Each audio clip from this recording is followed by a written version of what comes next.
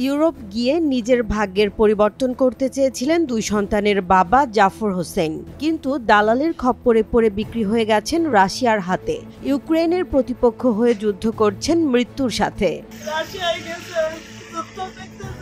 NGO থেকে 4 লাখ ও সুদের ওপর 3 লাখ টাকা ঋণ করেছে জাফর। এরপর বউয়ের সোনা গহনা বিক্রি করে মোট 8 লাখ টাকার বিনিময়ে স্বপ্নের পথে দেশ ছাড়েন তিনি।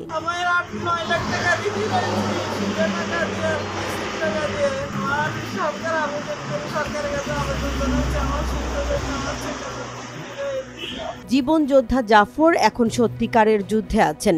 রাশিয়া ইউক্রেনের জয় পরাজয়ের ভার এখন যশোরের খায়রুল সর্দারের ছেলের হাতে। এখন আমার ছেলে তো যুদ্ধের কাছে যায়নি, ওদের বলেছে যে আর্মির ওখানে যাইয়ে কাপড় চোপড় কাচ দেবে এবং তাকে রান্না বাড়া করতে হবে, রান্না বাড়া করে তো ওইখানে তোমাকে চাকরি হবে। তার জন্য অনিশ্চিত জীবনের শঙ্কায় দিন কাটাচ্ছেন মা, স্ত্রী ও শিশু সন্তান।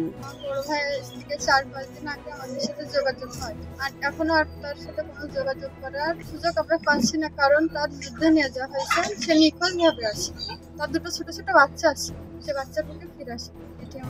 দেশের বিভিন্ন জেলায় মানব পাচারের একটি বড় ধরনের ফাঁদ পেতেছে একটি প্রতিষ্ঠান। গ্রাম পর্যায় থেকে শুরু করে দেশের বিভিন্ন স্তরে সক্রিয় রয়েছে তাদের কর্মী বাহিনী। বাংলাদেশের গ্রাম থেকে ইউক্রেনের যুদ্ধক্ষেত্র পর্যন্ত বিস্তৃত তাদের জাল। আমার ছেলে তো যুদ্ধ করতে যায়নি, আগে যুদ্ধ করতে যেতে বাংলাদেশকে তো পাঠাতাম না।